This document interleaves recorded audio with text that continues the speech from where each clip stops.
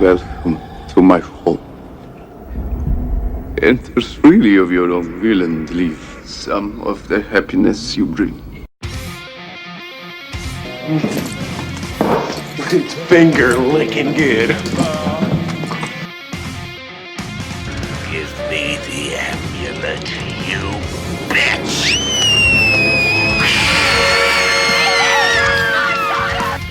Hey, now, come on. You ain't got to pull that Blackula shit with me, all right? If you're hungry, I'll run you down to KFC down the street and hit you up with a 2-piece. I already had to tell you. And welcome back to another episode of the Containment Unit. I'm Tony. I'm Lindsey. Oh my god, you're back! I'm here! Oh, I missed you. I missed you too. It's so lovey-dovey. And the three people that normally listen have shut off the episode. Right.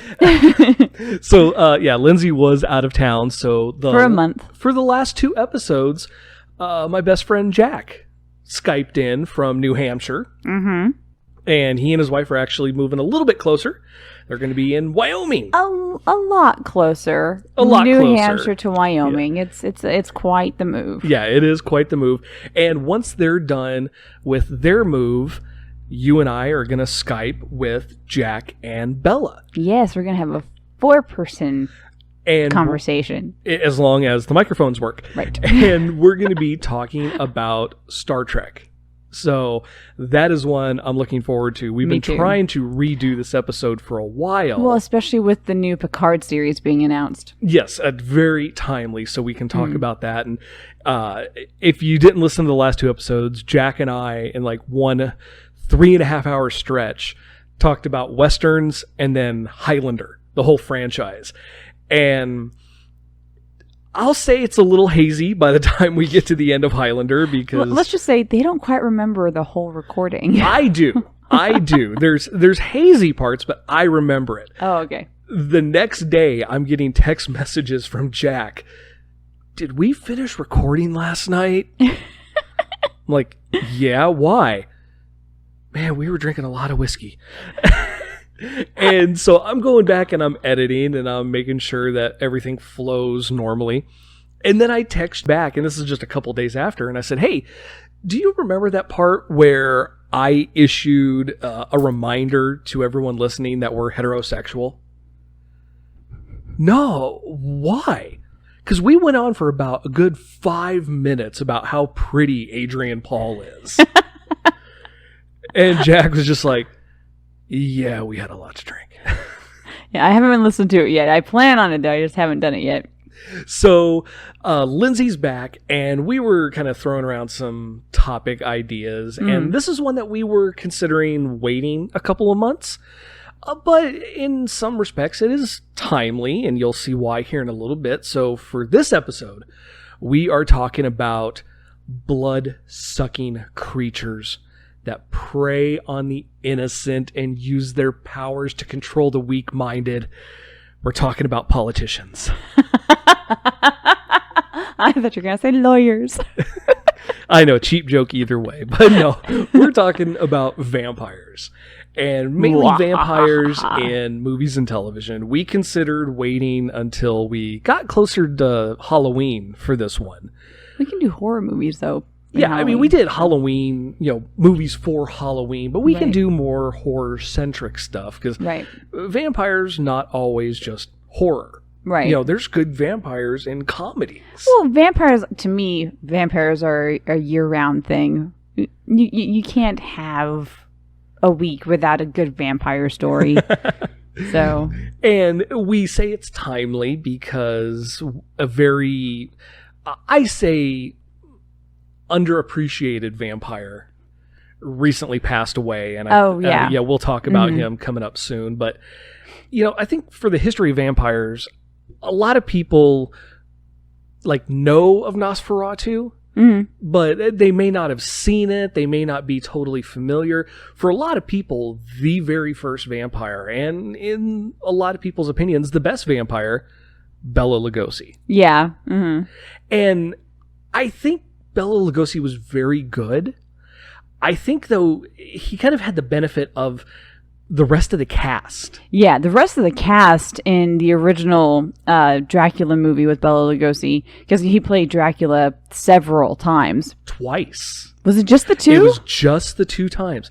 After this one, he didn't play Dracula in a major film until Abbott and Costello. Yeah, like I love that one. 17, 18 years later. Yeah. He did little bit like appearances on TV shows. There was one where I don't remember the pretense of how he was supposed to be on this show, but it was Dracula meets Betty Boop. And they had an actress, a live action Betty Boop, and you have booped your last boop, Betty. And then he bites her. Oh, gosh. He's iconic, but he's only really played Dracula twice. But yeah, the rest of the cast. Dwight Fry as Renfield. Oh, he's the best part of that movie. The laugh. He is fantastic. He's very eccentric and rats. It's like I hear that anytime I think of the movie. Yeah, he's fantastic in that. In fact, later on, when they did Dracula Dead and Loving It with Leslie Nielsen, Peter McNichol plays Renfield in that, and he does a perfect impersonation of the laugh. Oh, that's the thing. Peter McNichol, he's not necessarily playing Renfield as much he's parodying Dwight Fry. Right. Like, yeah. You could tell very clearly. All the other people that have played Renfield, doesn't matter. He is impersonating Dwight Fry. Oh, yeah, and absolutely. With just cause. That is the one you want to impersonate. Right, yeah. But I would say that same time, there's another Dracula that may have been a little bit better in certain respects. Okay, I think you and I are going to go in 2 different directions with this. Okay. Carlos Villarreal. I'm butchering that last name. Okay. He is the Spanish language Dracula. Oh, okay. So at the same time that they were filming Dracula. Yes, we've talked about this before. For Universal Pictures, at night, same set, same equipment, they were filming a Spanish language Dracula with an all new cast. And Carlos was playing Count Dracula. Phenomenal performance. If you get the chance, it's got to be like on iTunes, Amazon, but if you've got a DVD or Blu-ray of Dracula, it's a special feature on there. It almost always comes packaged with the Bela Lugosi version. I think it's on ours, isn't it? I'm pretty sure it is. Yeah. And it is very artistic in comparison to the Bela Lugosi one. So I think that's where there's some benefits. Where Bela Lugosi had a great cast surrounding him, Carlos Villarreal, he kind of had a, I don't want to say mediocre cast, but not as good. Right. He was very expressive in his performance, where Bela Lugosi was much more subdued. But they had more artistic shots. Right. Where Bela Lugosi's had a lot of stagnant shots. This one had a zoom. Like when you first see Dracula in the Bela Lugosi version, it's just him standing there. In Carlos's version, the camera zooms up going through cobwebs, and you're just like, oh, shit. It's for the time, it's creepy. Right. Uh-huh. So, Bela Lugosi is still king. But, we talked earlier about thinking of some underappreciated ones. I think that's one right there. Yeah. Yeah, So, I would agree with you there, yeah. And I would think that after Bela Lugosi, it was kind of hard to match that. Yeah. For all the other Universal monster films, Frankenstein, Wolfman, Mummy, they pumped out sequels. Oh, yeah. And there were some where you're sitting there going, how could they possibly get this person for another one when Dracula's obviously, or when this character is obviously been killed? Like, they get Wolfman back with Lon Chaney Jr., even though he's very obviously killed at the end of Wolfman. But well, that's the beauty of the films back then, is that they only re-showed him a few times. They didn't show up on television. And so if you didn't see it in the theater for a while, you kind of forgot what happened. So they could afford to go back and retcon things. Yeah. And when you look at like time progression, by the time we get to some of the later films with Lon Chaney as the Wolfman, if you go along with how long they said it's been since previous things, they're like in the 1970s. Oh, really? Yeah. It definitely doesn't match up. Right. But the reason Bela Lugosi never really came back is he showed up in the Frankenstein series. That's right. He did. First he was Igor. Yeah, for 2 films he was Igor. And then he became Frankenstein's monster. Yes. He's actually the one who originated the whole where people put their hands out. Yeah. Because Frankenstein was blind in that one. Okay. We're going to have to do a Frankenstein episode Yeah. after this. But let's get back on track to I could go vampires. on and on. Yeah. But, they did like Dracula's daughter. But like we said, Bela Lugosi never came back until the parody, Abbott and Costello Meet Frankenstein. So the next huge, like really pop culture recognized Dracula is Christopher Lee from the Hammer films, who has played Dracula more than anybody. Yeah. And I think I've seen more of them than you have, but you've seen a few of them. I've seen a few. I'll say bits of a few of them. I just kind of start one and I go, he's not Bela Lugosi, and I turn it off. What is it about Christopher Lee's performance that makes you go, that's not Bela? I think it's the coloring. The very drastic coloring, like the lighting is too whitewashed, like everybody just kind of gets I don't know how to explain it. There's some definite liveliness to the colors. Yeah. Even in gothic settings in the Hammer films. It's really strange. And I think that's a product of the time and the movie making of the 70s. Oh yeah, I was going to say, how soon after into the development of color television was, because if you think going into like the 50s, that's when they first started seeing the transition from black and white into color, and so they're still learning the Hammer films were in the 70s, and they're still learning some of these coloring techniques. There's probably still some of going in and actually coloring the individual cells and painting the individual cells and stuff like that going on as well. So, and I think if nobody's ever seen a Hammer film from the 70s, they may not really get what we're talking about with the style and the look. Yeah. When I watch a Hammer film, a lot of times I feel like I'm watching Charlie and the Chocolate Factory. Or, I'm sorry, Willy Wonka and the Chocolate Factory. The original. The original right. Gene Wilder version. It's got the same color tone. And the same soft look because it's British production. Right. And, back before digital, British productions always had a softer look. You could always tell when something was filmed in England. Mm-hmm. I don't know if it was just the cameras or the crew, the way that they do things there. It didn't have a very hard-edged look. Yeah. So you can kind of tell that this is British.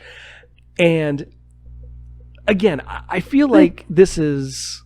I love how you make that comparison to Willy Wonka, right? Because think about it. You've got the Hammer films, Dracula. He's got blood dripping from his mouth. Mm-hmm. He's this evil character, and it's this very soft lighting. And then you go to Willy Wonka, and you've got the Oompa Loompas, and but then you have the boat ride, and I think the boat ride scared the hell out of more people in the theater than the Hammer Dracula films at times. Because, I think the Hammer Dracula films and Christopher Lee's Dracula kind of shocked people because it's the first time that we see vampires with fangs, for one thing. Bela Lugosi's Dracula never had fangs. You never saw that. He either hid his mouth or because the fangs were insinuated because of the pinpoints that they would find in the neck. Yeah. But he either hid his mouth or he would just go, you would see him going down towards the neck, but you'd never see any... Yeah, you would never see even contact. Yeah. But with Christopher Lee, you see the fangs, you see him biting. There's a scene where he stabs a woman to death. Oh, really? Yeah. And it's just, okay, but I mean, it's not like they cut away. You see him, I mean, he was possibly stabbing a pillow or had one of those rubber knives the spring-loaded knives that we all played with as kids. So, for 1970s, it was definitely shocking seeing him have to wipe blood away from his mouth. You mean he wasn't really stabbing a woman? Hey, you never know. I mean, low quality production, low They had to budget. make a few sacrifices to get it to work. Just take somebody off the crew, take them off to the side, kill them to make a point. But Christopher Lee, there was something about his performance that allowed him to stick with it for a multitude of films, even unofficial Dracula films. He appeared as Dracula, like in Jesus Franco's version of Bram Stoker's Dracula. He appeared as Dracula. He appeared in a Hungarian or like Eastern European version, which was more comedic. Like there's a scene where he's chasing after a victim and she closes a glass door on him and he doesn't realize it's glass, and you just see Christopher Lee smack right into it. Oh my god. He'll slide down. But Christopher That makes me think of another vampire movie a little bit, actually. Christopher Lee was like pimpin' vampire. Pimping? Yeah, because it was the 70s. It was, exploitation films, and he had that, he had the Christopher Lee's voice, but the thing is, he didn't talk very much. Yeah. There was actually this could be substantiated. Last I heard, it was just an urban legend that at one point in one or a multitude of the Hammer films, they didn't really intend for them to be Dracula movies. They had horror movies that they wanted to do, and they said, well, we need something else. Put Dracula in it. And when you have that, you kind of get the idea it's going to be crap. So Christopher Lee took a couple of the scripts for these Dracula movies, read it, and said, I'm not saying this. This is shit. Well, Chris, it's the script. You have to say it. I'm not saying it. So he would refuse to say lines, so they had to figure out ways to shoot around him, creating that creepy, quiet atmosphere of this tall, brooding vampire. And this is probably how we got the brooding vampire look, because of crappy dialogue that the actor didn't want to say. There's gotta be like a parody of that out there somewhere where people are going, is he gonna say something? Why hasn't he said anything? And the victim holds up the script. It's your line. So, Christopher Lee is the next big one. I mean, we have so many films that, again... Oh gosh, how many vampire films out there? You can't even... Well, Dracula is the most portrayed character in film. Yeah. Of all time. Christopher Lee is the one that portrayed him the most. You've got... I'm not talking Dracula, though. I'm talking vampires in general. But for the longest time, it was just Dracula. Yeah. If your film had a vampire, it had to be Dracula. But after Christopher Lee's time with the Hammer films, then we kind of blend into the 80s. And at least for me, in my opinion, that's when vampire movies got badass. Yeah. And you didn't need Dracula. You just needed a badass vampire. Like Nicolas Cage. Or Jim Carrey. Do not besmirch Once Bitten. That movie is... I will fight somebody to the death defending that movie. That movie, I grew up loving that movie. I will still break it out every Halloween to watch it. You know a vampire movie that I absolutely loved? I have not seen it in years, though. And I cannot remember the actor's name in it. Okay. My Best Friend's a Vampire. Okay. Okay. He was one of the doctors on House. Oh, I know exactly who you're talking. Yeah. The guy with the dark hair. I'm gonna have to look this up. Yeah, because I cannot think of his name, and he is in one of my favorite musicals with Christian Bale, Newsies. That's right. He was in Newsies. Yes, he was in Newsies, and I love that movie. And I have not seen it in years. I don't even know if they have it out on DVD or anything. They might actually. It's on. It says here, Amazon Prime Video, watch now or on disc. My Best Friend is a Vampire, starring Robert Sean Leonard. And he's pretty much the only member of the cast. Oh, I take that back. There's David Warner.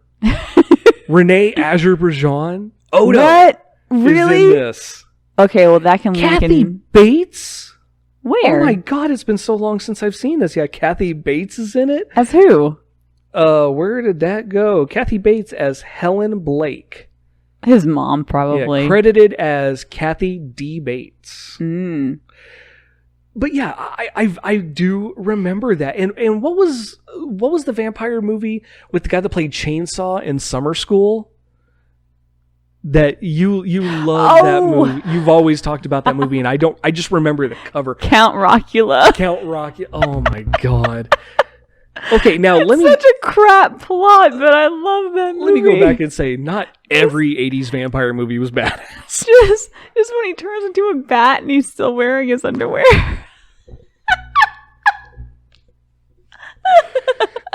And see, that's what we were saying. Is it not all vampire movies have to be dark? Right. They don't have to be creepy. They can be funny. You mentioned Jim Carrey. I'm going to act like you didn't mention Nicolas Cage in Vampire's Kiss.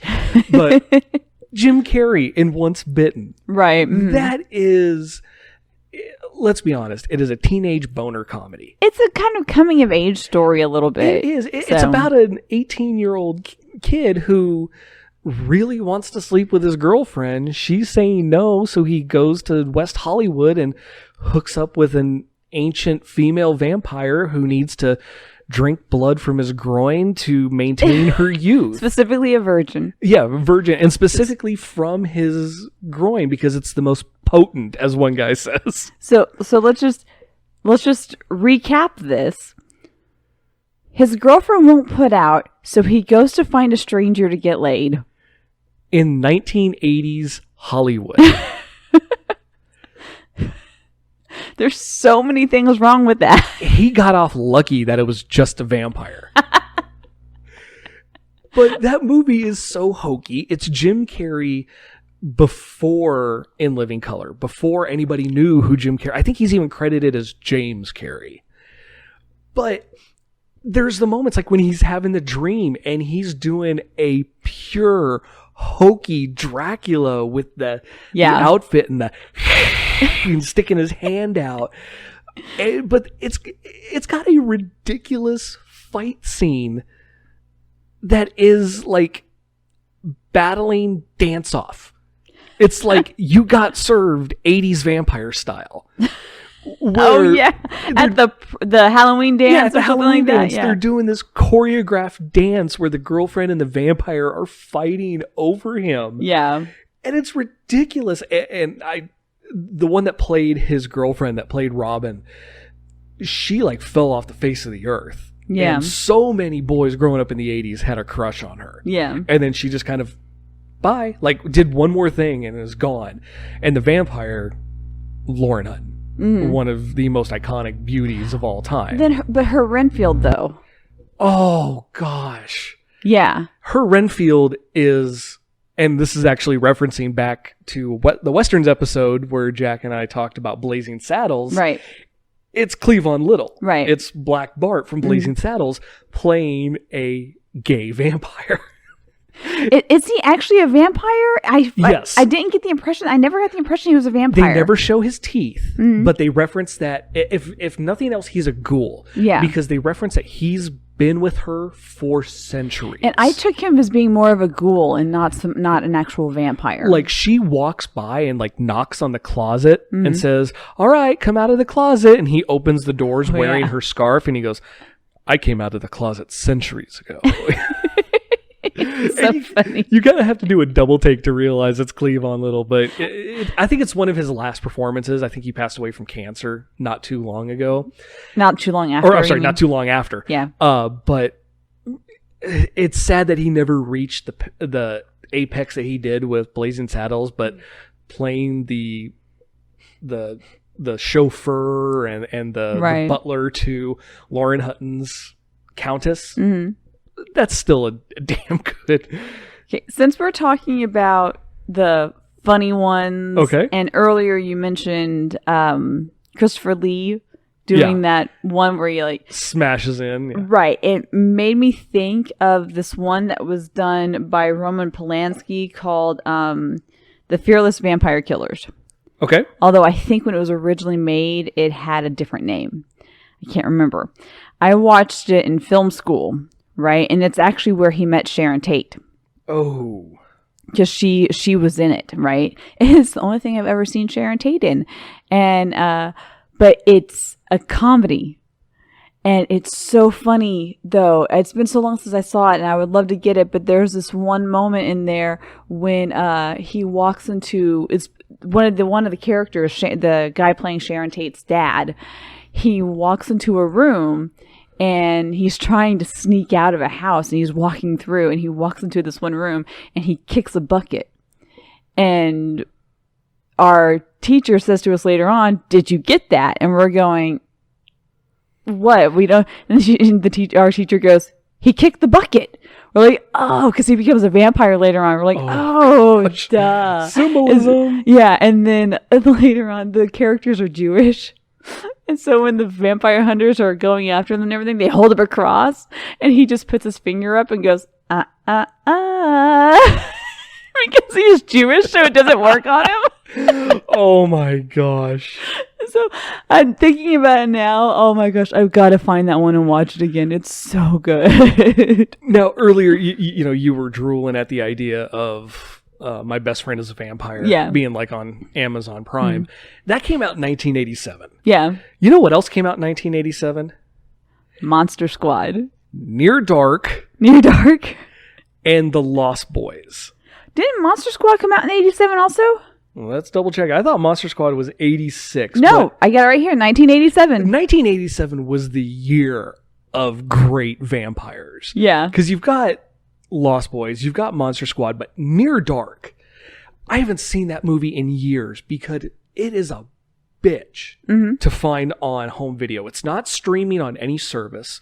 You can find the Blu-ray with a modern reprint, Twilight-inspired crappy cover for like $70-$80. Oh my gosh. And it's like, no, as much as I want to see that, I'm not paying that much. But Near Dark, that is another one that I don't think enough people are aware of. It's definitely got a following, like at horror conventions, you will always hear people talking about Near Dark. Horror fans love Near Dark. But I think it got overshadowed by Lost Boys, because Lost Boys was cool. Near Dark is disturbing, but they have kind of the same basic story elements. Okay. Like, both of them have a young boy that is a vampire, part of their group. It's kind of like a family atmosphere, and then you've got a guy that is drawn in, him and his girlfriend, and is turned into a vampire but doesn't want to be one, so he's fighting them to remove the curse. Okay. The difference is Near Dark is dark and twisted all the way through, and they never once say the word vampire. Whereas Lost Boys, I mean, you've got Corey Feldman, vampires. Like, every other word is vampires. You know, Corey Feldman trying to do his best, like, Old West gunslinger. Yeah. But Near Dark, a lot of people have probably seen clips of it, and I threw in a bit of audio from it in the beginning of the episode. Bill Paxton is iconic in this. It's actually got Bill Paxton, Really? Lance Henriksen, Oh. and I can't think of her name right off, but she played Vasquez in Aliens. Okay, I know who you're talking about. Vasquez, you ever been mistaken for a man? They actually left the set of Aliens when they wrapped shooting and went straight to the set of Near Dark. Really? And it was directed by Catherine Bigelow, who is now the ex-wife of James Cameron. So Another one. There was, one of several ex-wives of Sorry. James Cameron. That was probably a little out of line. But it is a movie that is, you kind of root for the vampires, but then they do some really dark, like really crazy stuff. And they're Right. like in Oklahoma, and you've got Bill Paxton at his best Bill Paxton, just overacting, going crazy. And they're at a bar, and he feeds off the bartender and starts licking his fingers, and it's finger licking good. Oh my! Is that where I've heard you do that Yes, line before? That's where it's from. from. Okay. So it is twisted, and then you've got Lost Boys, which is just fun. It's still twisted, though. It is. When you think about it, when you really look at the story, it's twisted, but you have so much fun with that movie. Yeah. And I always remember that there's a very famous story about how Corey Feldman became friends with the late great comedian Sam Kinison. Okay. That they were at the premiere of Lost Boys. Sam Kinison was there. And while everybody in the audience was shrieking with, oh my gosh, like really scary moments, all you heard was Sam Kinison laughing at the top of his lungs, having a great time. And he purposely sought out Corey Feldman to tell him how much he loved the movie, and they became friends. And Corey Feldman said he will always remember hearing Sam Kinison laugh hysterically watching this movie. Nice. Now, Lost Boys kind of introduces us to several bits of a vampire dynamic, with it being like a family. Okay. Yeah, more where they have like the whole nest type of thing going on. Yeah. And I've got to say, at least for me, Kiefer Sutherland is a top 10 cinematic vampire. Yeah. He is amazing in that role. Is this also no, I was about to say something that was going to be really stupid, because, we've seen the definite, like in Nosferatu from what was 1922, something like that. Or give or take.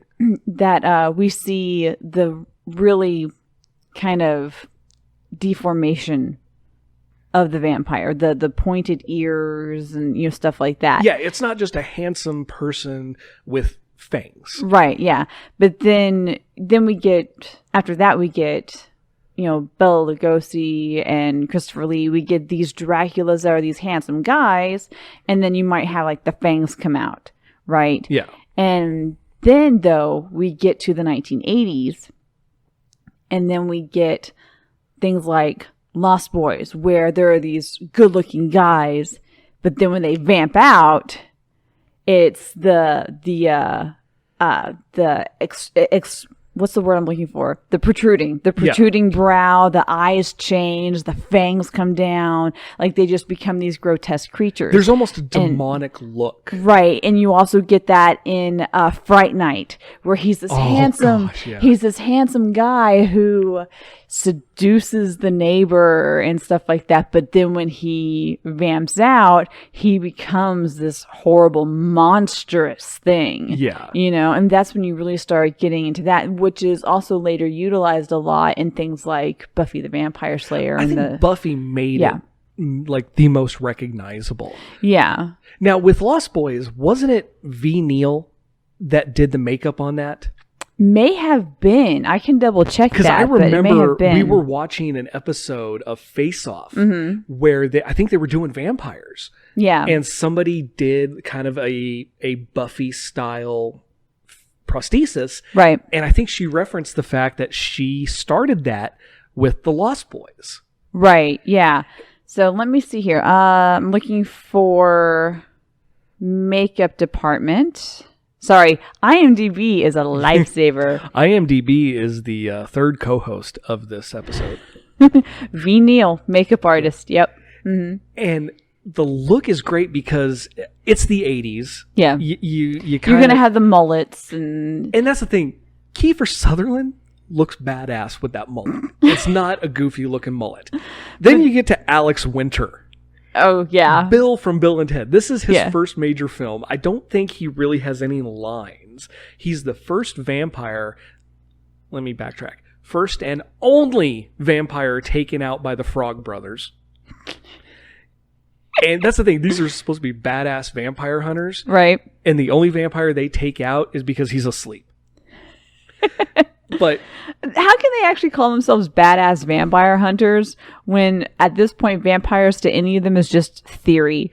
Yeah, I mean, we don't know if they really have a history of this, if they're just talking big, but they stake him while he's sleeping. And just imagine how he looked in Bill and Ted and then attached like 2 feet of hair to the base of his skull. And that's his hairstyle. It is like the worst mullet ever.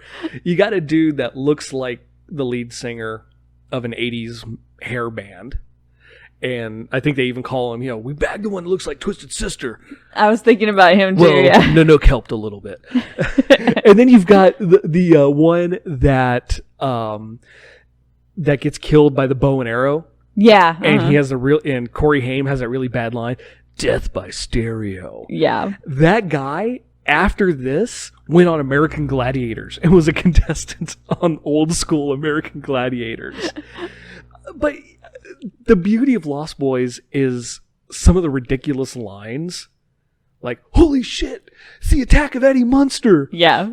When the little boy vamps out, yeah. And then at the very end, the best character in the movie gets the last line. Okay. Grandpa. "If there's one thing of living inside a car I never could stand, all the damn vampires." And then it's just the look on everybody's face. He knew. And then as soon as it goes black, "Why did you tell us, Grandpa?" Right. Now, before we move on to 90s stuff, I do want to throw out real quick. Lost Boys was supposed to have a sequel, Lost Girls. Okay. Mm-hmm. That fell through. There have been a couple straight to DVD sequels to the Lost Boys movies. Mm-hmm. They are horrible. Yeah. I'm just saying right now, they are horrible. It's basically a way for Corey Feldman to get a check. They have moments. Mm-hmm. And in the first one they did, I think it's called The Tribe. One of them is Lost Boys, The Tribe. They have a really interesting moment where Corey Feldman is being held up by his throat by the master vampire. Okay. And to kill him, he rips down a water main, sprays him down, and the vampire's like, "What the hell? It's just water." And then Corey Feldman starts blessing the water. And you're just like, okay, that's kind of cool.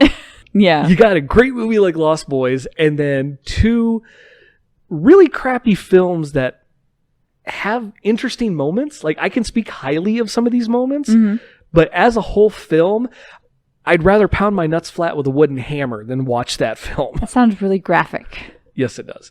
And so not very fun for me later either. How you doing? Okay, so off that tangent, 90s. 90s, yes. Buffy 90s. the Vampire Slayer. Buffy the 1992. 1992. I thought it was more mid-90s, and I'm feeling old now. So did I. I thought, because I was 10, I thought I was like 13 when it came out. I must have just been 13 when I saw it the first time. But apparently I was 10 when it came out. Christy Swanson, this is the movie that put her on the map. And I remember 10, 11 years after this movie came out, Playboy advertised Buffy the Vampire Slayer poses nude, and everyone's like, Sarah Michelle Gellar? And then Christy Swanson. Oh, okay. I worked with a guy who actually got that edition. He was like, Hazel, I got that edition. I was like, oh, really? Yeah, we kind of have it too. I'm not surprised. But other members, this is actually, when you think back on it, this is an amazing cast. Yeah. Donald Sutherland, Paul Rubens, Luke Perry. He actually does a good job. He's in this really movie. good. Him and David Arquette. Thank you, David Arquette. Yeah, No, that's what I was going to say. David Arquette, I wouldn't say great. David Arquette's iconic.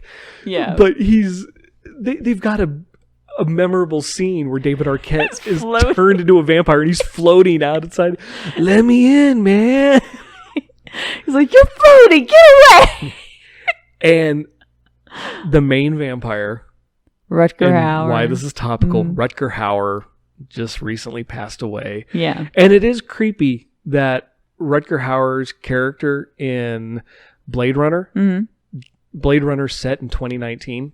Oh, was it? Apparently, yeah, I need to double check the dates, but yeah, apparently it was set in 2019, and he's a replicant that dies in 2019, and Rutger Hauer actually died in 2019. So we lost the hobo with the shotgun, and in this movie, he is kind of a throwback to that charming, sophisticated vampire. Because he is definitely that vampire with class. Because look at Paul Rubens's character, Lefty, and that. Well, I don't even. That's not the vampire character. That's not the character's real name. I don't even remember. That's just what people have called him because of the character losing his arm.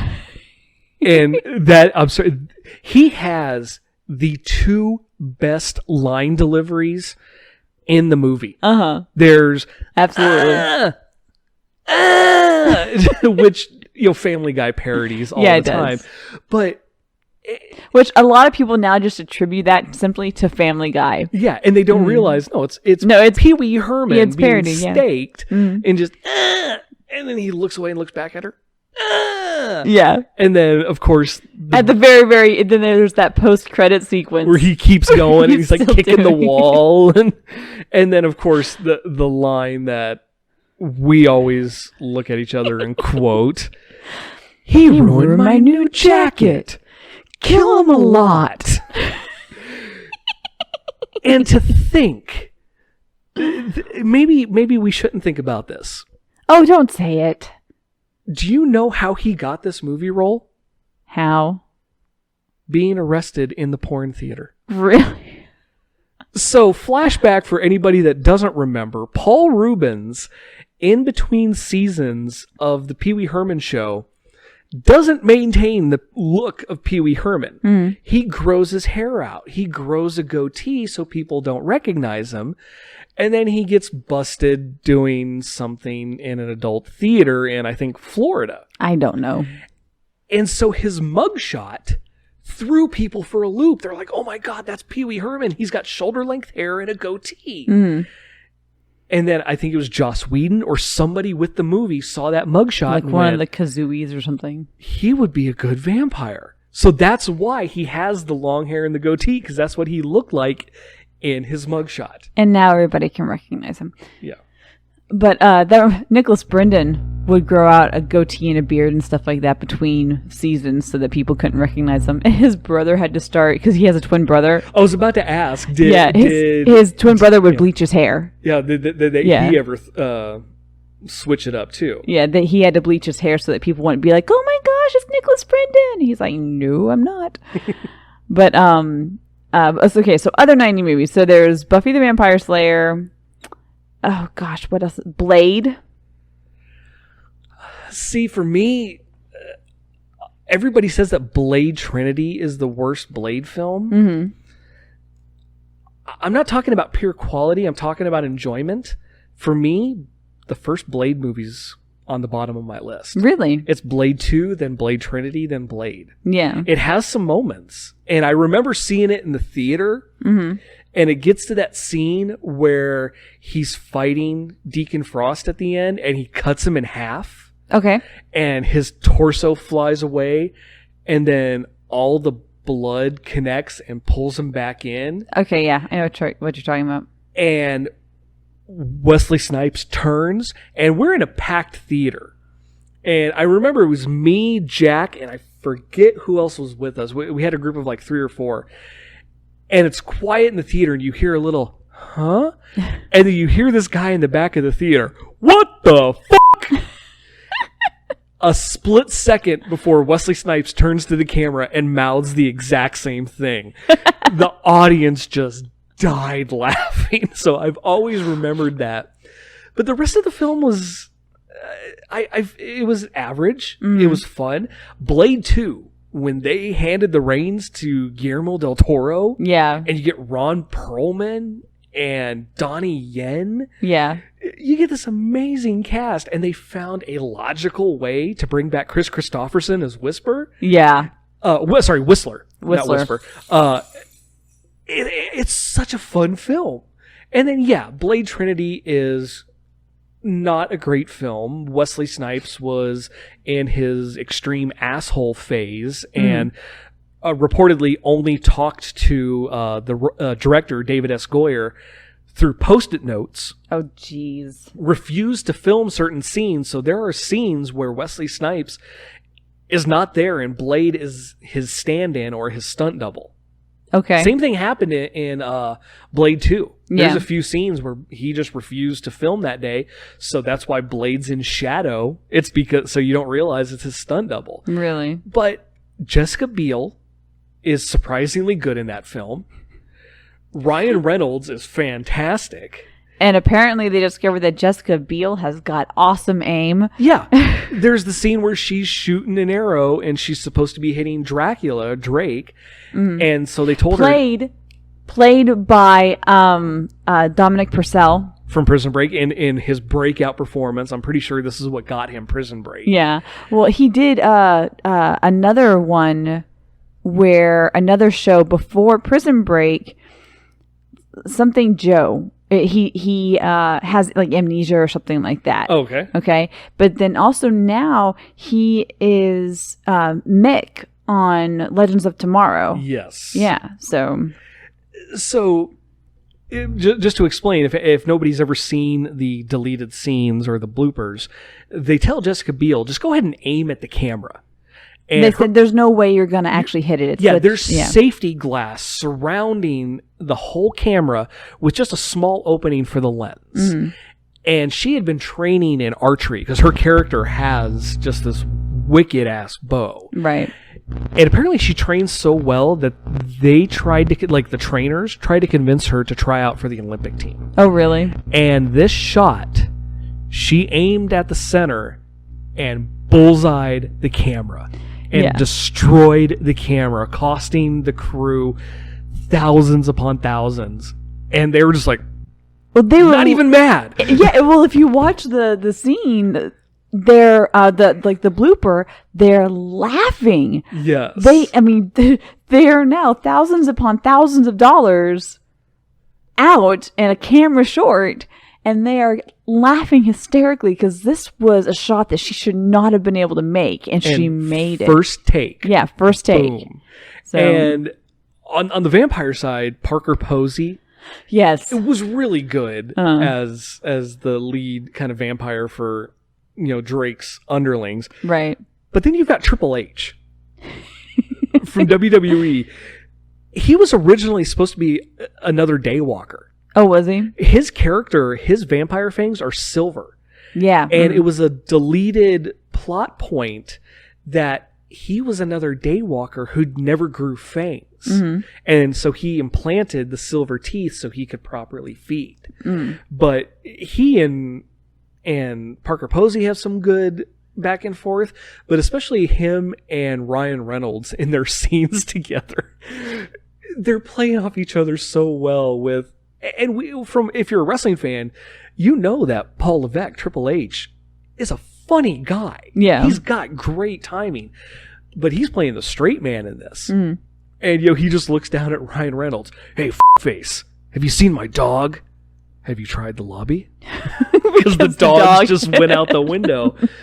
So we just kind of went through the whole Blade series. And just to finish that up, I really wish they had kept the alternate ending where they find out that there's no more vampires because what they did worked. They killed all the vampires in the world, but they need something to hunt, and lo and behold, hey, there's werewolves. Yeah. So we're going to have to do a werewolf one now, too.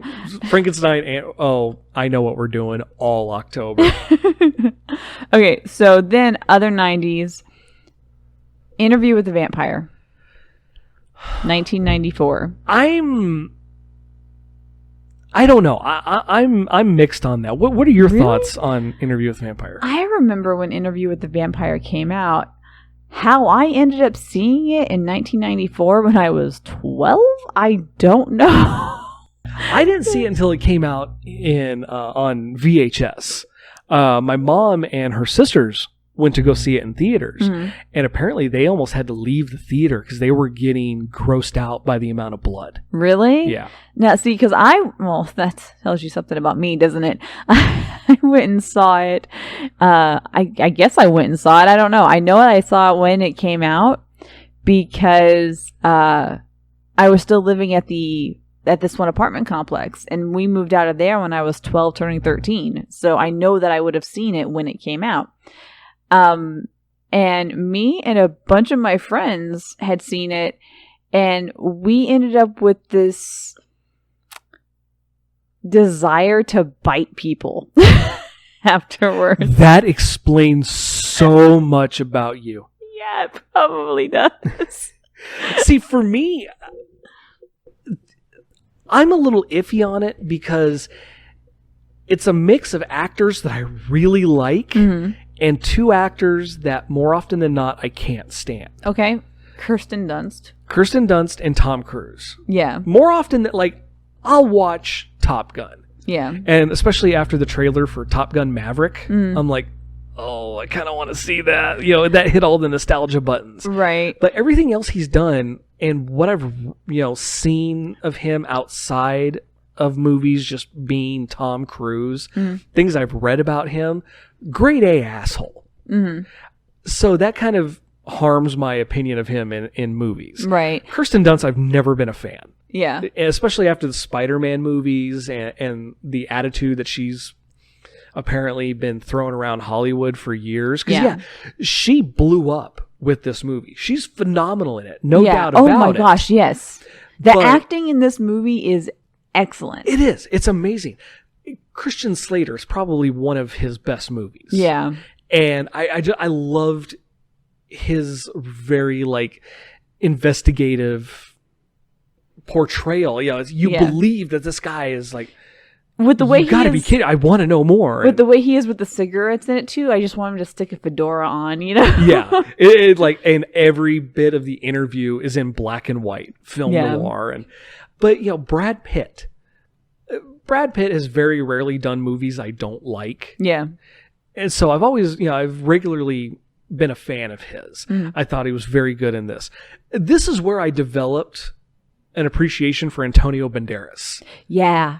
His, this came out in a time where homosexuality was not something you normally saw in films. And the homoerotic overtones of this film really made some people uncomfortable. Yeah. But I feel like it kind of needed to be. Yeah. For what these characters are. Well, yeah, these are characters who just have this incredible, like, lust for life. Yeah. And that isn't sorry, I can't get my words out together. This lust for life isn't going to confine itself to a single gender or anything. And that's what kind of makes things difficult for Kirsten Dunst's character. Yes, because she's perpetually a 12-year-old. Yeah. And so she has no way of, that's why she kills as much as she does. They have so much trouble, getting her to, there's that one scene where she kills her piano instructor. Yeah. And like, what have we told you? Never in the house. Yeah. And because she is just this kind of killing machine. Because she has no other impulse. Yeah. And there's actually this one vampire book series that I used to read, the Anita Blake vampire series. It is actually illegal in that series to create children vampires. Which they indicate in this. Yeah. I mean, they get killed because of it. Right. Well, I mean, even she gets killed. One of the things that they get killed for also is murdering of another vampire as well. But, excuse me.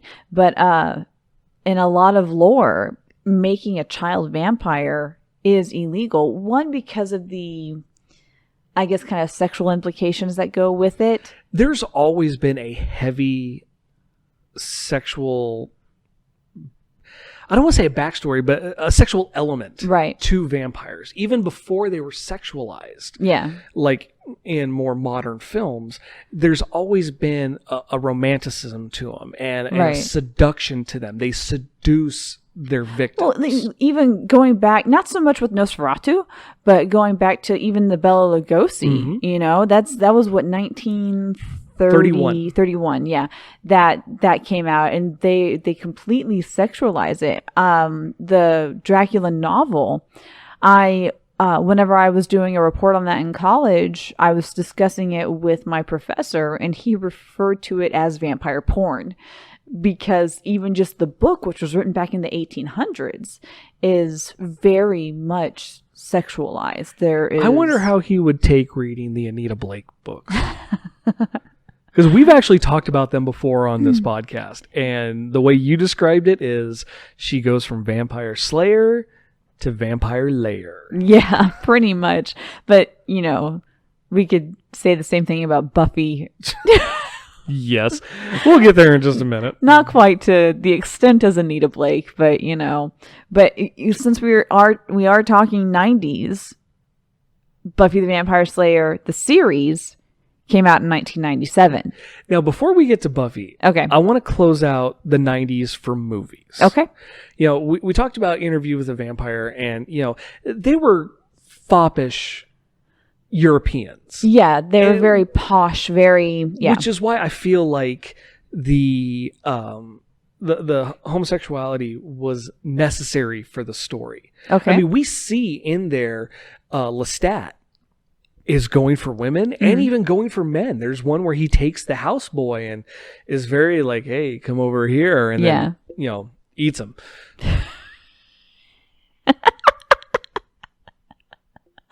You have to rethink that wording, don't Yeah, you? I need to backtrack on that one, but we have another kind of foppish European, as Jack Crow from John Carpenter's Vampires would call him, Eurotrash. Okay. But I would say it is my favorite, and I would argue one of the best, if not the best, vampire movie of the 1990s. Bram Stoker's Dracula. Yeah. Oh, With gosh. the best Dracula ever. Gary Oldman. Mm-hmm. Everybody makes fun of the hair. See, I'm surprised that you're considering him the best Dracula ever, because we were talking about this earlier. We completely skipped. We mentioned Duncan it briefly. Rieger. We mentioned it briefly, Monster Squad. Yeah, Duncan Rieger as Count Dracula there. He's playing very much a Universal version. He's playing the Universal monster version, the Bela Lugosi Yeah, well, because style. we talked about Jim Carrey doing the whole cheesy in that dream sequence, but then you can't have somebody in that Bela Lugosi style outfit without it seeming cheesy. But Duncan Rieger, nothing cheesy about that. He is intimidating as all hell, and oh gosh, and just sorry, I can't. There's no humor to the role. Yeah. He makes everything he does seem intense. Yeah. And the line delivery he gives. And again, we've talked about this before when we talked about Monster Squad for movies we watch every Halloween. His delivery of, I will have your son, and then give me the amulet, you bitch. Yeah. You fear this Dracula. Yeah. I think he's more intimidating than Bela Lugosi or Christopher Lee. Or even Gary Oldman. I'm sorry, but I love Gary Oldman to death. Yeah, But I would agree. I don't think you could put Gary Oldman into the Bela Lugosi style Dracula, and I don't think he could necessarily pull off the intimidating factor. But the reason I say that as much, and I will fully admit, Bela Lugosi and Christopher Lee, they have a longer history, which makes them more recognizable and in many cases probably more beloved. But Duncan Rieger definitely did a much better job than either one of them.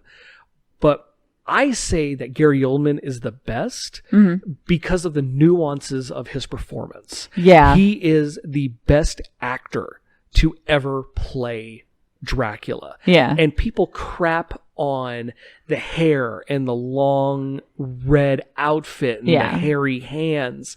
Well, the hairy palms thing is actually just part of lore. Yeah, it's in the book. Yeah. And I know everyone hears hairy palms and just starts to giggles, but even when he's playing the old Dracula, it's a mesmerizing performance. And that is saying something when he's up against the very bad British accent of Keanu Reeves, who is God's gift to movies now, you know? I don't understand how he did such a bad British accent. His mother is British. I don't know. I was watching an interview with him and he starts mimicking her accent and I'm like, why didn't you do that? Oh, but he's, you know, anybody up against Gary Oldman is going to seem they're going to like pale amateur in comparison, hour. yeah.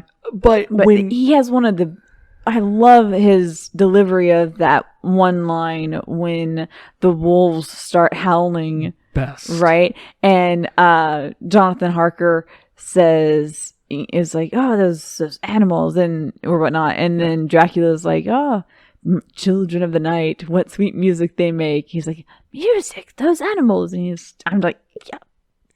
And just the line delivery there for Gary Oldman is just well, and then when he first takes on his youthful guise to seduce Mina, it's just like, I don't blame her. You know, it's just like, yeah, you're betrothed to Jonathan, and I'm not encouraging infidelity, but holy crap! I mean, that guy was just oozing charm, and you know, I'm sorry, I'm new to this area. He was kind of stalking her though. It was really creepy. He was stalking her like crazy. But even in the crazy moments of that film, you got Gary Oldman delivering a performance that should have gotten him an Oscar 2 decades before he finally gets one. Yeah. Oh, the scene when she's finally feeding from him. Oh my gosh. He has these nuances in every aspect of the character, from the old man to the young man to the monster. Yeah. He just delivers. Gosh, in the bat suit? He is emoting through this huge suit. Even when the backstory of how he went from Vlad to Dracula, it's such... You feel everything that he's doing. You feel the crisis of faith. Yeah. You feel the heartbreak that his wife has just committed suicide thinking that he's dead. It's such a phenomenal performance. So, and that's why I say Gary Oldman is the best Dracula. Yeah. So now we got to get to Buffy. We did a whole episode on Buffy the Vampire Slayer, so we won't. We did?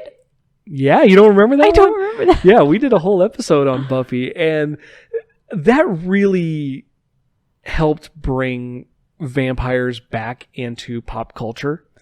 Yeah, maybe. I don't know. Would you say? Because they were kind of relegated to just horror movies at that point. Yeah. And this made it more accessible to the mainstream audience. But it also made it probably a bit more relatable because it did what's the words I'm looking for? Metaphor.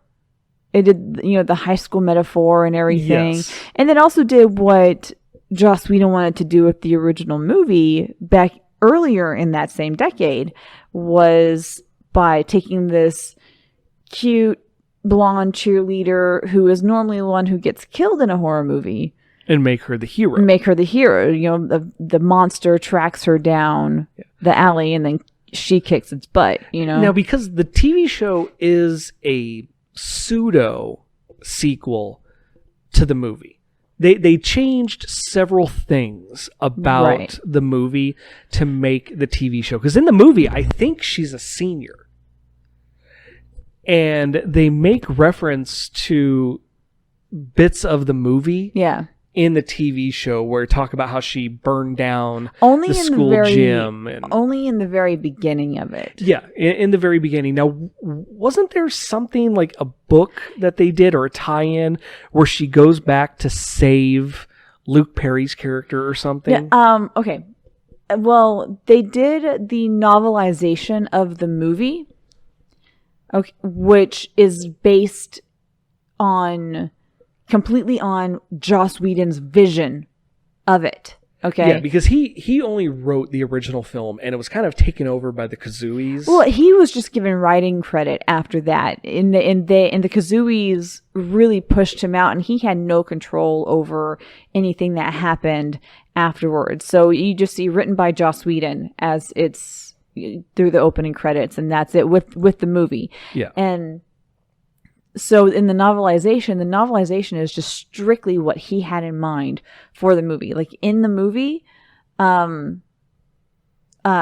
Merrick gets killed as a way of like sacrificing himself so Buffy can get away. In the book, you discovered that his sacrifice was him killing himself. Yeah, wasn't he bit? No, he shoots himself in the head. Okay. In the movie, I think Rutger Hauer's character stabs him with a stake. Yeah. In the book, he shoots himself in the head because he's being mesmerized. He's being hit. That's okay. He's under the control. Yeah, he's being hypnotized because the whole thing is the Slayer's identity has to be safe. They can't find out what her name is. Yeah. And I cannot remember the name of the vampire of Rutger Hauer's character. He is hypnotizing Merrick to give her identity. And so he pulls out a gun and he shoots himself in the head. And it's the whole thing because Pike, Luke Perry's character, has her on the back of his motorcycle and is trying to get away as fast as they can. And she hears the gun go off and knows that.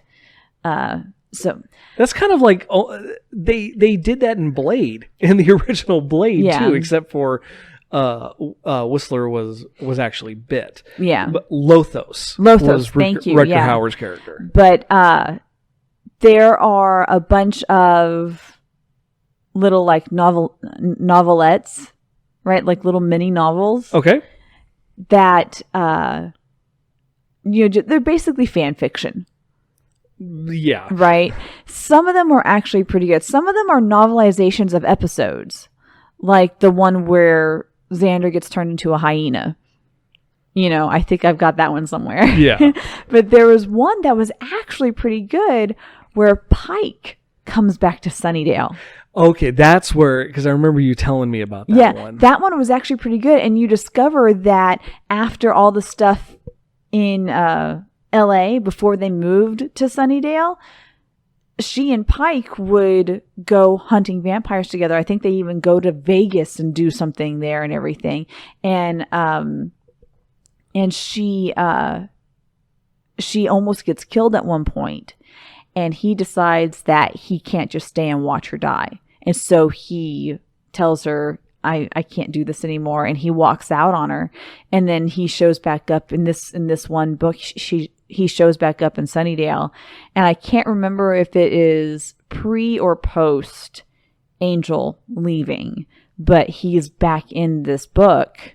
And so there's like the whole, triangle thing going on. Of course. But I always enjoyed Pike, especially, I'm sorry, but Luke Perry in the Buffy movie, that with how skinny he is, how slender his face is, the way his hair is. He's got a spike look a spike look to him. Yeah, he's not blonde, but his hair is slicked back. He's wearing the leather jacket. Not long, but he's wearing the leather jacket. His name is Pike. Yeah. And I always just kind of wanted Pike. I never even made that connection. You never Pike and Spike. I never even.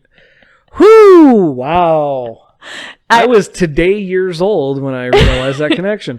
I always wanted them to try and cast somebody because, they couldn't have actually casted Luke Perry for the Buffy show. He would have been a little too old, right? So have them cast somebody who looks kind of like him to come in and play Pike. Yeah. And then after, this be like when Buffy's in college and Spike is there. And I always wanted that to be there. And then people kind of be like, so you got to type. Yes. So Buffy is the vampire property that took us into the 2000s. Right. And I would say we had a lot of great vampires over the course of that show, not just Angel and Spike, Darla, Drusilla, Dracula. Yes. Rudolph Martin as Dracula. Season 5 premiere. Is a Buffy lot of versus fun Dracula. in that. Well, Rudolph Martin, even after that, it was that same year, he did, I think it was on Sci-Fi, he did something like The Untold Story of Dracula or something like that. Yeah, he played Dracula again. In a TV movie. Yeah, and it was brilliant. It went into actual facts about Vlad the Impaler, but also mixed in that vampire lore. Like, the reason why he became a vampire was because he was excommunicated from the church, and talked about how the Romanian people believe that Dracula is still out there and they're waiting for him to come. And because during the time of his rule, yes, he was brutal, but the Romanian empire, I guess, was never as prosperous as it was under his rule. And it was because of how formidable he was. You know, he killed his allies if they just looked at him the wrong way. And it's terrifying. So into the 2000s, I feel like this is the decline for vampires. Okay. And a lot of people have argued that it is the pussification of vampires. I'm not going to sit here and crap on Twilight. I'm just going to say they're not vampires. Yeah. They don't have any of the qualities of vampires other than the need for blood. Yeah. They don't have the teeth. They don't have the aversion to sunlight. None of that is there. It's just an allegory that's kind of sort of used in vampires. Mm-hmm. Then you've got Vampire Diaries. When we were getting ready for this, we both independently looked up lists just to try to get an idea of what are we going to talk about. Yeah, is there anything that I'm not thinking about but I know about? Like, there's a bunch on here that I'm sitting there going, I have never seen that one. Yeah, but I've never heard of that one that you brought up. And this isn't like, Bill's vampire list. What magazine is this for again? Glamour. So it's not a high-end magazine, but it's very well known. It's a recognizable magazine. It's recognizable, yeah, but it's also very feminine centric. Yeah, but it's also, I'm not trying to bash talking about makeup and fashion, but Glamour magazine is not where you go for cutting-edge journalism. Yeah, it is very much more of a like you said, makeup, fashion, things like that. It's probably a bit more on the level of like Cosmopolitan, type of thing. And so whenever they made this list, they were thinking of the sexy factor. Okay. Like the very first two on the list are Eric Northman and Bill Compton from True Blood. Now, what's the year that this article was? You okay there, Faith? I'm really interested to go back and listen to see if that showed up on the microphones. Or dog sneezing. But what year did that article come out? 2017. Okay.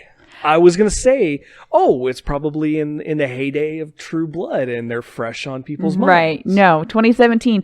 The third on the list is Angel. Okay. Which has been off the air for a bit longer than that. And then after that, we've got Vampire Diaries and, stuff like that. But then we definitely have, we have Spike. We have other characters on here that I'm not aware of, like a character named John from The Hunger, played by David Bowie. I've only heard of that. That's not a movie I've ever seen. Yeah, but I brought up two lists. I brought up this one, which talks about another Edward in Daybreakers, which I've never seen Daybreakers. I've seen the cover. Okay. I could tell you the cover, and I knew it was about vampires, but never had the chance to sit down and watch it. Yeah. But it also puts Count Von Count from Sesame Street on here. Compared to some vampires that are going to show up on a list I'm about to talk about, the Count is a much better vampire. But so I have two lists up here, the Glamour list and the Esquire list. Okay. The Esquire list was from 2018, so just last year. And Esquire is more male-centric. It's more male-centric, yeah. Let's see where they're going. And this one, it has a lot of the same ones. It's got, that's what reminded me also of the Fearless Vampire Killers with Roman Polanski on there. But it's got like Interview with the Vampire. That's where they had Buffy on there and talked about Vampire's Kiss and everything. And they both have got one from 2013 called Only Lovers Left Alive. You've seen this. I haven't, but I've heard it is fantastic. It's slow. So you've got to be ready to go in for something slow. But other than that, it's got a really interesting plot twist. It has got Tom Hiddleston and Tilda Swinton. So you've got Loki and the Ancient One. Okay. Playing two vampires named Adam and Eve. And haven't they been alive for like thousands of years? Thousands of years. And it's the whole thing of Adam is this like depressed musician type and everything. And Eve's sister comes to stay with them for a while, but she ends up like killing this guy and whatnot. But the big plot twist for the series is that humans have done so much by way of the preservatives and things like that in their food and everything that their blood is now poisonous to vampires. Okay. And so the only way that they've been able to survive lately is Adam is going to hospitals where he is paying hospital attendants to slip them pure blood or blood that's been processed. Oh, okay. And they end up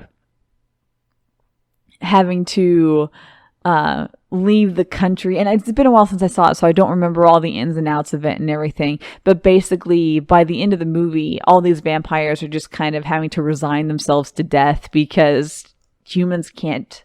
They can't survive off of animal blood. It has to be human blood. But humans are to the point where they can't feed off of them anymore. So... Now, I think that this is the movie that caused her to be cast in a cameo appearance. Yes, it is. Okay, because she looks identical yeah. in this cameo appearance in the show that we've talked about watching this. We haven't had a chance to. What We Do in the Shadows. But we've seen this scene. It is from the episode The Trial. And this episode only came out this last May.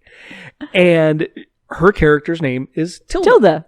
And you've got Evan Rachel Wood as Evan, Danny Trejo as Danny. Paul Rubens as Paul, Wesley Snipes as Wesley. It's all these iconic vampires from movies at a trial for vampires. And you know, Danny Trejo played a vampire in I think a couple movies, but a lot of people would remember he was a vampire in From Dusk Till Dawn. And when you mentioned Danny Trejo, I thought, oh, we forgot to talk about that. Yeah, we forgot about From Dusk Till Dawn. But that's a movie, or that's a show that I think we need to sit down and watch. I've heard a lot of good things. Now, I've got a similar article here, and I was optimistic when I read the title.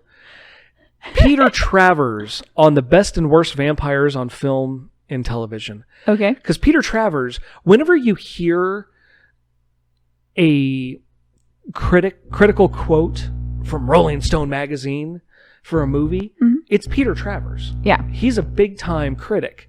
Okay. He is so full of shit in this countdown. The best vampires, number 10, Robert Pattinson. Kiss my ass, Peter Travers. Robert Pattinson from the Twilight Saga. 10 best vampires? Bullshit. Number 9, Deborah Ann Wall from True Blood. Now, I have to say that this was done in 2010. Okay. So I get a little bit of bias, but still... Jessica from True Blood is number 9. Number 8, Kiefer Sutherland in The Lost Boys. Number 7, Christopher Lee from Horror Dracula. Number 6, Lena from Let the Right One In, from the original Swedish film. I was about to bring that one up here in a minute. That's one. We've seen the remake, which was really good. Yeah, I've heard that one is brilliant. So far, we've had, that was number 6. Okay. Kiefer Sutherland was number 8. Nicolas Cage, Vampire's Kiss, number 5. Best vampires. Number 4, Alexander Skarsgård in True Blood. Okay. Yeah, that's the character of Eric Northman. Yeah. Number 3, Ian Somerhalder from The Vampire Diaries. Dear. Number 3, Peter Travers. Are you stoned? That's Damon. Number 2, and this is one we didn't discuss, but I would definitely say this is a great vampire portrayal. Okay. Willem Dafoe, Shadow of the Vampire. I was about to bring that one up. That is, we could talk about vampires for hours upon hours. We definitely had to cut some. Yeah. And then number 1, Bela Lugosi from Dracula. Mm-hmm. So top 10 list that includes 2 characters from True Blood, character from Vampire Diaries, and Edward frickin' Cullen. Mm-hmm. Top 10 list that does not have Gary Oldman. Yeah. Bullshit. Then they do the top 5 worst. Tom Cruise, Interview with a Vampire, number 5. He was fantastic in that movie, though. Kate Beckinsale in Underworld, number 4. Take her or leave her. Yeah. Gerard Butler from Dracula 2000 at number 3. Take him or leave him. Okay. This is where I am just rolling my eyes. Okay. Because the movie's not great. The performance is fantastic. And another man to make the vampire mullet look cool. Eddie Murphy, Vampire in Brooklyn. I love that movie. It's a crap movie. It is a crap movie, but it's Eddie fun. Murphy and Angela Bassett. Well, Eddie. Good God, how can you go wrong there? And Eddie Murphy definitely has like some funny parts in it. Yeah. Right. But for the most part, he is this straight character. He plays his character, the vampire, very seriously. Yes. And he is definitely intimidating at moments. He has some goofy lines. Oh, where he's yeah. like, man, I'll get you a bucket of chicken. And then he spits out a chunk of body. I already had Italian. Yeah. It is. But he cheesy. actually does a good accent with it and everything. Yeah. And he is playing it serious. Mm-hmm. He does switch around to, they write off Eddie Murphy's proclivity to play other characters. Yeah. And that the vampire can take on other forms. It makes perfect sense. So he does have comedic moments where he's taking on the guise of other characters. Mm-hmm. But he's very serious. Angela Bassett is wonderful. I mean, there's very few things that she's done that she's bad in. So the comedic moments are left to his ghoul and the ghoul's uncle. Yeah. So very over the top stuff. And the ghoul is funny. I can't remember the actor's name, but he was on A Different World.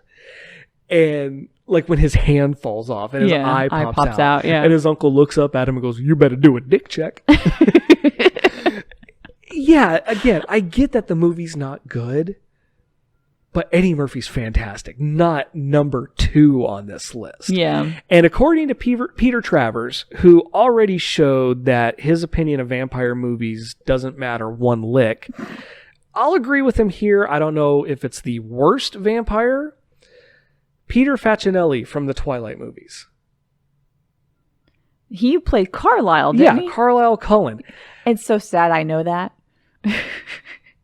Hey, I knew it without even having to look at the name here because I watched those movies with you. But he was definitely not the worst point in the Twilight movies. Right. I'm not saying that Robert Pattinson was, but there were other craptastic vampires. Yeah. I don't get this list that forgets great... Nobody from Buffy was on this list. Yeah. Completely forgets Gary Oldman. And then praises Vampire Diaries, True Blood, and Twilight. Yeah. Piss up a rope, Peter Travers. You can't... you can't put Vampire Diaries on a list without recognizing what Buffy brought to it, the road that Buffy paved for those types of shows and everything. But there was one movie that I have never seen, but I remember seeing the previews for it, and I wanted to see it, and it's on the Esquire list. It's 30 Days of Night. Okay. That's Right. Josh Hartnett, isn't it? Yeah, it takes place in Alaska. Yeah, where they have 30 continuous days of night. Right. And so, people are starting to try and, button down for this month without the sun because it's going to be very cold there, stuff like that. And then the vampires are all like, hey, we don't have to worry about staying inside for a whole month. So they head up there to Alaska. They make their way up there to Alaska and take over this town and everything. And I've never seen it, but I've always thought it would be a neat one to see. Okay, that's definitely going to be on our list to catch up on. And Yeah. some of the things that we talked about, we're like, yeah, we got to go back and watch that. Some of these Definitely. we watch every year Right. for Halloween. But And the one thing that I will say about Twilight, even though they're not vampires, is that it made vampires cool. Right? I remember you were working at Hastings yeah, when Twilight was coming out and when the movies were coming out. And the next thing you know, I always got made fun of when I was in high school for liking vampires, for wanting my fangs and stuff like that. And then next thing I know, here's Twilight that comes out and all this vampire stuff starts popping up on shelves. And I'm sitting there going, oh my gosh, it's my heroine. And I'm like, they just put me into a drugstore. It's fantastic. well, and this is, I don't know if anybody listening is going to be kind of offended on the take that we're going to give with this story, but you got to tell the story about what happened in Albuquerque with your vampire fish on the back of your car. Yeah, an old friend of mine had given me as a gift, those the Jesus fish, right? She had given me one because how you see those variations that say Darwin and it's got the feet on it, or Trek and it's made to look like the Enterprise. Right. She had given me one that said vampire and the fish had a little fang. I loved that thing, and that decal was on the back of my car for so long. And I was sitting at a stoplight in Albuquerque, about to turn onto the freeway, and I'm not safe, but I'm on the phone with you. And it was a stoplight. And next thing I know, there's a knock at my window, and there's this older woman standing at my window in the middle of traffic. And I'm like, oh, maybe she's trying to be a good Samaritan and tell me that I have like a tail light out or something. So I roll my window down really quick, and she starts going off on me on how I'm going to hell because of the vampire fish on the back of my car. Yeah, doesn't she say, like, that is against God, it's against Christianity, and I hate you for it? Yeah. And it's just like, oh, lighten up, bitch. Yeah. And I just kind of was like, roll them up. And I just like, okay then, well, light's green, I've got to go, and hung up with you. And I drove to work, and I get to work and I tell my coworkers about it. And my boss, she just kind of, and I told, the whole thing of, and I hate you for it. And my boss just kind of goes, well, she wasn't very Christian then, was she? All right, so to wrap this up, we've read some excerpts from articles about the best vampires and the worst vampires. So, off the top of your head, we don't have to do like a top 5 or anything. Okay. But I want to hear from you. If you have somebody that has lived a sheltered life and has never watched a vampire movie. Oh, gosh. What are a few movies that you tell them they absolutely have to watch? And what are a couple movies that you tell them that they must avoid like the plague?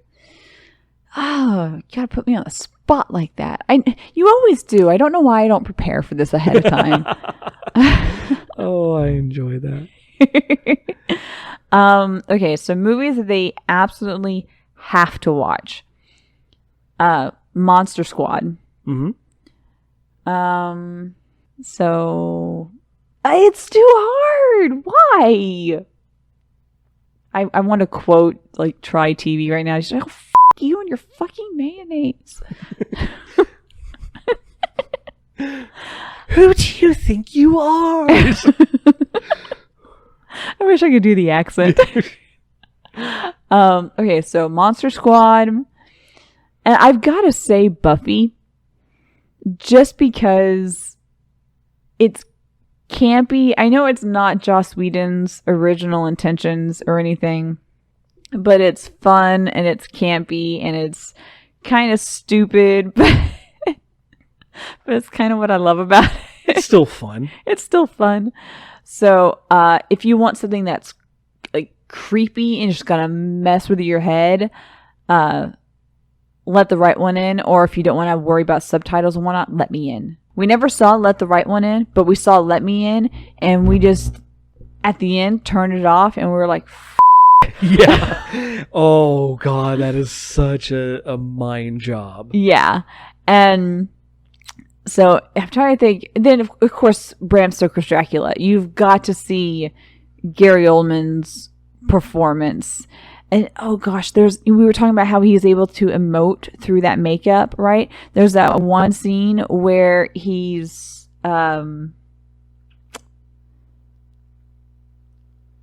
Is it where he's surrounded by the candles reading the letter from her? No,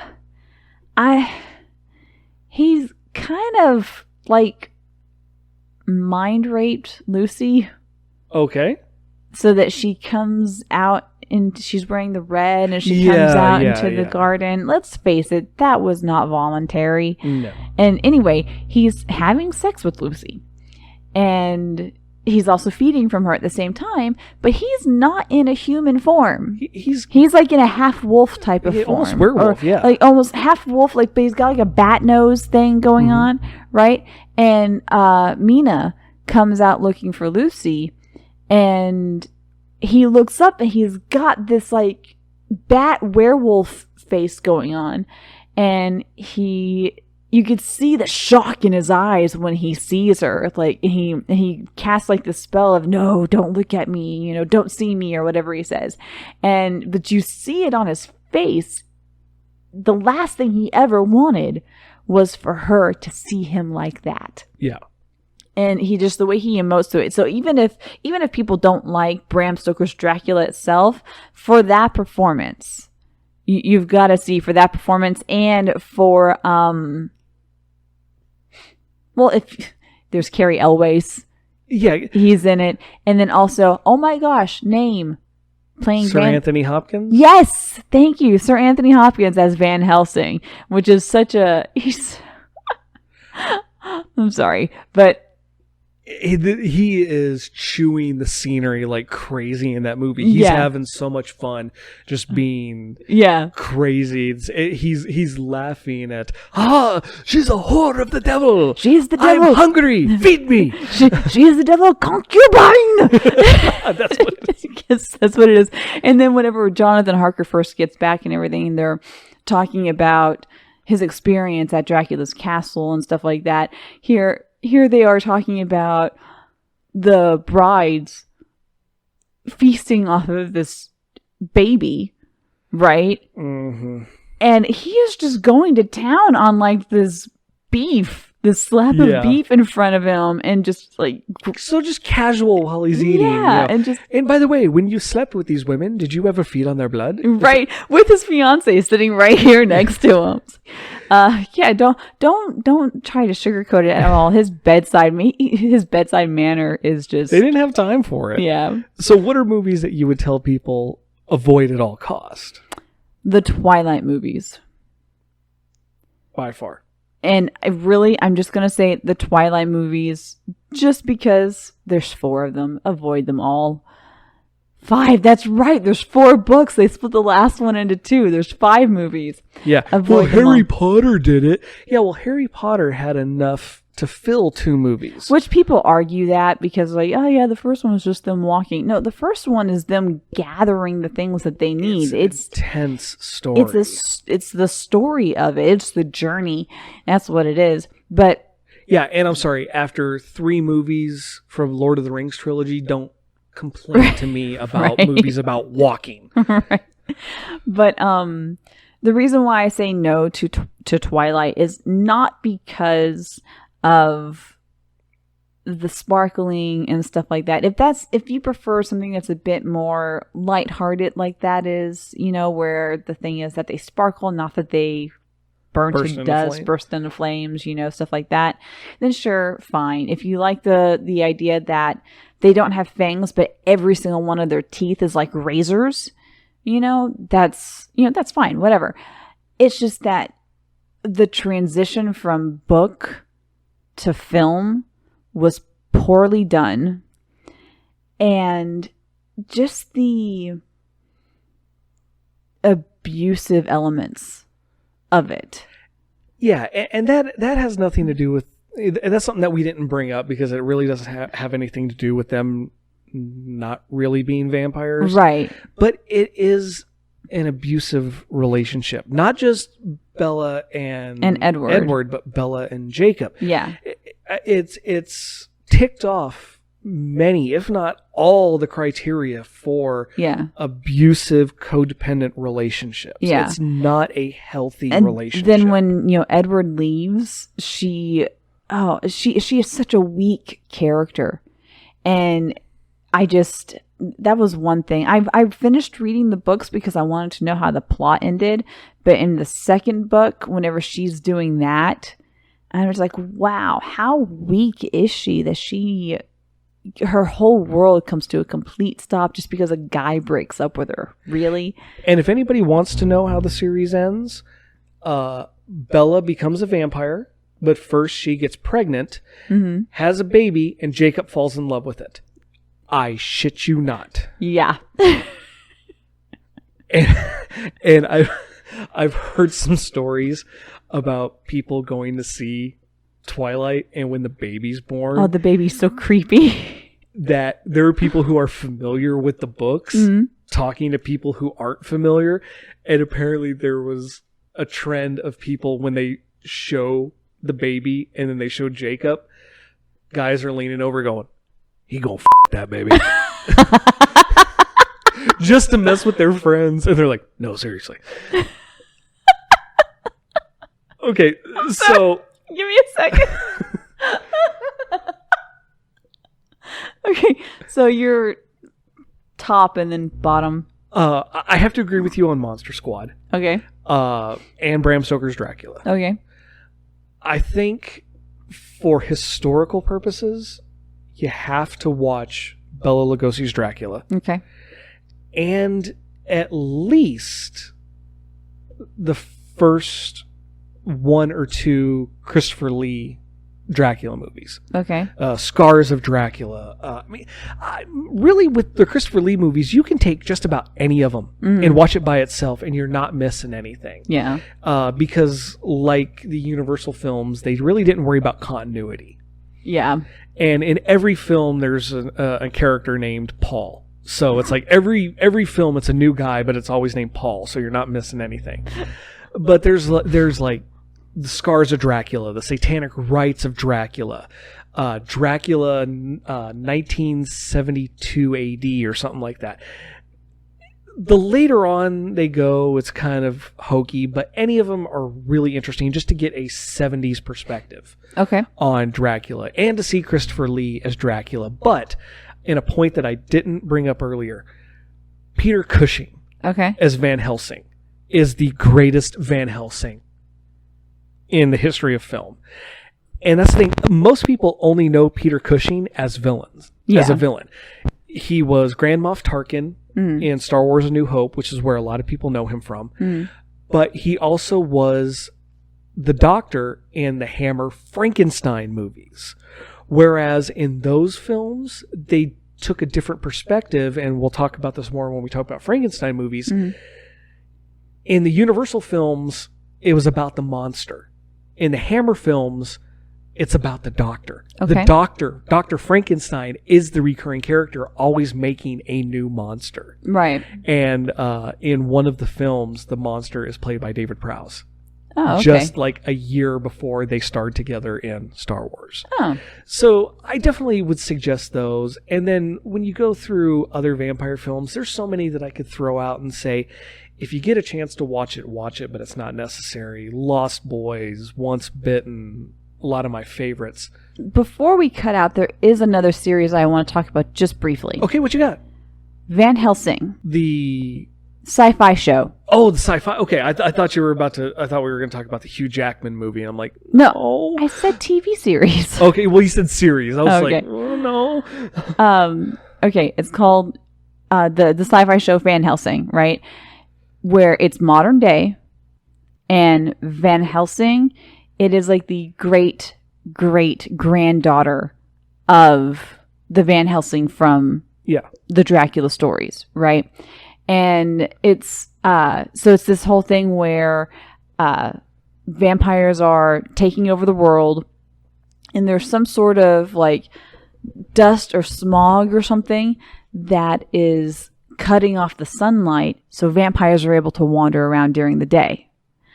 And I forget why I decided to stop watching it. It had something to do with the finale with the season finale of the first one. I just kind of went, what? And then I decided to not watch it. But they're doing something with this coming up season that is a bit different. Trisha Helfer, best known for Battlestar Galactica, Lucifer. Most recently, Lucifer's mom, the goddess of creation and everything on the TV show Lucifer with Tom Ellis. Trisha Helfer is playing Dracula. Ooh. Yeah. Okay, we're watching that. And so, yeah, that's got me kind of going, I like Trisha Helfer. So, and then I just thought of another one. Darn it. Why can't we keep going? Supernatural. It's not a show about vampires. But vampires have shown up. And vampires have sort of a different take in that series too. And what made me think of it is Trisha Helfer was actually on an episode as a ghost, and that's what made me think of it. And like stakes don't work, sunlight doesn't work, none of that stuff is accurate. The only way to kill a vampire is chopping off its head. Okay. Dead man's blood is like poisonous. But it just kind of weakens them for a while. They feed and rest and stuff, and they get better. But the only actual way is chop off its head. And it's not like just a couple fangs that come down. It's like this whole other set of teeth just comes down and everything. And it's wicked. But yeah, sorry, I went on a rant and a ramble, and I apologize. Now, the ones that I would say to absolutely avoid, I agree with you on Twilight.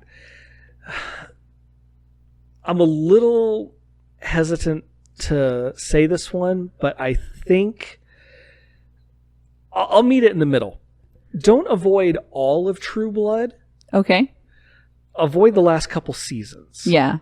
I think True Blood had a great premise about what would happen if vampires came out of the coffin. Yeah. And I think that's what they actually say in the series. Yeah.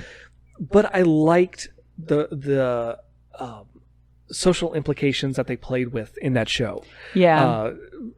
Various takes on racism, homophobia, stuff like that. And I felt like they did great with that. But towards the end, it got ridiculous. And we stopped watching it in those last couple seasons. Because it got so ridiculous. And I can tell you the moment that the show jumped the shark for me, and I could never take it seriously again. Okay. And I think you already know. I think I already know where you're going with this. It's the hate f***ing scene. Yeah. Where Bill, suck it. Where Bill is with Lorena, begrudgingly sleeping with his sire, and so he doesn't have to look at her while they're doing it. He just twists her head all the way around, so she's looking behind her on the bed. She's got blood pouring out of her mouth, and he finishes, and she coughs and spits out blood. I love you. And I remember we watched that and just went, are you shitting me? That was early on, though. That was like season 3 or 4. No, it was not. I feel like it was much later. No, it was like season 1 or 2. Well, we're gonna have to double check that now because when I remember it, I remember it being much later. Yeah, no, it's but it followed a lot of the Buffy tropes where Sookie's with this vampire and then they break up, so she goes to the bad guy who you now suddenly love. Yeah, and they just kind of, I think they ran out of compelling stories to tell. Well, gee, if they had just had some sort of, I don't know, reference of stories, like a book series, that they were based off. Yeah, but it's Lafayette is the best character that everybody loves, which again they completely, thankfully, veered off of the books because Lafayette is killed at the end of the first book. Yeah. But no, they had to hold on to him, and thank God they did. Yes. Oh, he was fantastic. But towards the end, especially when they get like Hep V, when they got the plague for the vampire community, the hepatitis V. Yeah. That's where it was just like, well, that, it's not called that in the books, but that's what they called it in the show. Yeah. No.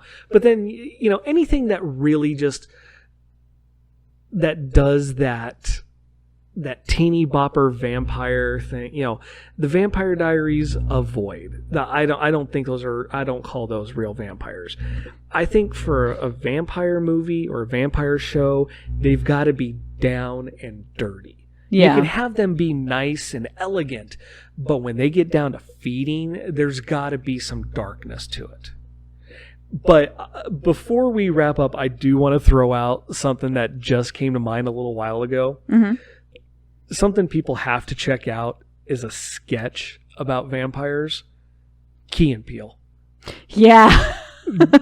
Where they have Peele as the cliche gothic, wearing all leather, and Key comes in, and Keegan, he's still wearing the stuff that he got bit in, so he looks like he just got off the basketball court, and he's just looking around like, yeah, okay, you guys got any other music to listen to? And they're like, do you have anything that laces up the side? And they're really getting into it. He finally just tells them off, and he goes, you don't have to hiss to pop your fangs out. They just do it normally. And he starts doing one at a time. It's such a great sketch. And Key and Peele always did great with their Halloween stuff. So if you get a chance to check that out online. But we referenced this earlier, and I didn't get a chance to show you. But I love how we did our closeout conversation, and now we're still going. We are, which tends to happen. Paul Rubens' mugshot. You're going to have to put that up on the screen if you can. Tell me he didn't walk off the set of Buffy the Vampire Slayer for this. Again, this is what got him. What I'm wondering is how much time was between Pee Wee Herman shows that his hair got that long? This is down to his shoulders, but he looks exactly like Lefty. Yeah. But, we've rambled on for far too long about vampires, and we're going to have so much fun talking about werewolves and Frankenstein's monster. Yeah. And those we're definitely saving for Halloween, October. But we talked about it, and, with Rutger Hauer passing, and he was a great vampire. We just kind of had to have fun with this. Now I got to put Buffy in later. I haven't watched the movie in so long. We have it back there on Blu-ray. I think Blu-ray and DVDs. Yeah. But I want to thank everyone for listening. It's going to be a couple weeks, and we'll be back again with another episode. And I'm just happy to have my wife and my co-host back. You were so missed. Granted, she's been back in town a couple weeks, and this is just the first chance we've had to record. He still misses me, though. Every day. But I want to thank everyone for listening, and we'll see you soon. Bye. Now you know what we are. Now you know what you are. You'll never grow old, Michael. And you'll never die. But you must feed.